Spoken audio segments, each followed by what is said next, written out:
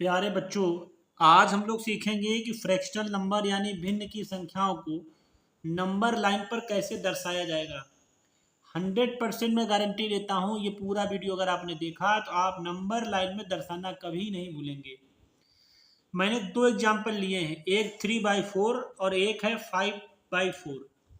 दोनों में क्या फ़र्क है ये जान लीजिए। ये नंबर जो है ये एक से कम है और ये नंबर एक से ज़्यादा है।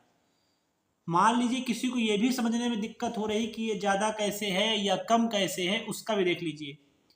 जब आप 4 को 3 से डिवाइड कराएंगे तो ये वन टाइम नहीं जा पा रहा है, क्योंकि इसको 4 होना चाहिए। तो अगर ये वन टाइम में नहीं जा रहा है तो पॉइंट लगाना पड़ेगा, फिर 0 लगाना पड़ेगा, फिर 4 7 28 करना पड़ेगा। तो आपने एक चीज़ गौर की है कि वो वन टाइम में नहीं जा पाया, इसका मतलब एक से कम है। तो जब भी एक से कम है तो अगर हमें 3/4 को दर्शाना है तो बहुत सिंपल चीज़ है बेटा।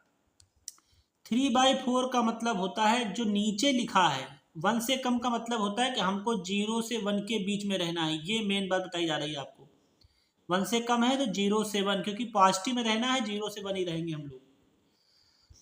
तो जो नीचे का नंबर है जैसे 4, तो हम लोग 4 पार्ट करेंगे। 1 पार्ट, 2 पार्ट, 3 पार्ट, 4 पार्ट हो गए। काउंट करिए, 1 2 3 और 4 पार्ट आपके हो गए।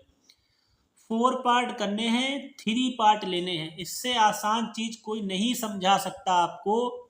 4 पार्ट करने हैं, 3 पार्ट लेने हैं। तो ये हमारा 1 2 3, ये हमारा 3 पार्ट है और हम लिख देंगे 3/4। और मन हो तो पॉइंट का नाम भी डाल देंगे, ए पॉइंट है। इस तरीके से हम 3/4 को आसानी से दर्शा लेंगे। पहला काम आपको ये करना है कि ये आपको पता करना है कि वो एक से कम है या नहीं, ये पहला काम है। दूसरा काम है कि नीचे कितना लिखा है उतने बार आपको इसको बांटना है, और ऊपर कितना लिखा है उसको लेना है। 3/4 कंप्लीट हो गया। अब सेकंड है मेरा 5/4 इज ग्रेटर देन 1 लिखा। क्यों 1 लिखा मैंने ग्रेटर देन, जरा हम डिवाइड करेंगे। 4 को 5 से डिवाइड करने पर 1 टाइम आसानी से चला जाता है। तो ये हमें पता चल गया, अगर ये 1 टाइम चला गया है तो ये एक से ज़्यादा ही है, क्योंकि अभी पूरा पूरा गया नहीं है। ये एक से ज़्यादा है, तो हम इसको इस तरीके से लिखेंगे 1/4। ठीक है, हम इस तरीके से लिख लेंगे 1 और 1/4। अब इसे कैसे दिखाएंगे, तो आप इसमें ध्यान दीजिए कि जो इसका 1 है वो कंप्लीट है। इसको यहाँ तक ये कंप्लीट है, आपको यहाँ पे नहीं रहना है। 0 से 1 आपका ये हिस्सा कंप्लीट है, यहाँ नहीं जाना है आपको किसी हालत में। 1/4 जो नेक्स्ट है वो 1/4 है। तो 1 तक कंप्लीट है। अब उसके बाद आपको आगे वाले हिस्से पहुंचना है, 1 से 2 वाले हिस्से पहुंचना है। 1/4 का मतलब है कि 4 पार्ट। तो 1 2 3, काउंट करो, 1 2 3 4 पार्ट। 4 पार्ट करने हैं, 1 पार्ट लेने हैं। तो ये जो पॉइंट होगा ये होगा 1/4। देखिए 1 आप चल चुके और 1/4 आप चल चुके।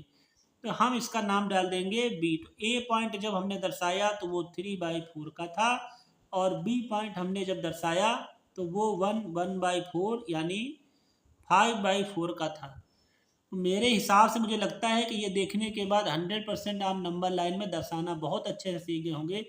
अगर मेरा वीडियो पसंद आए तो मुझे फॉलो कर लें और प्लीज़ शेयर कर दें, जिससे अन्य बच्चों का भी थोड़ा सा हेल्प हो जाए। मैं आलोक कुमार तिवारी, बहुत बहुत धन्यवाद।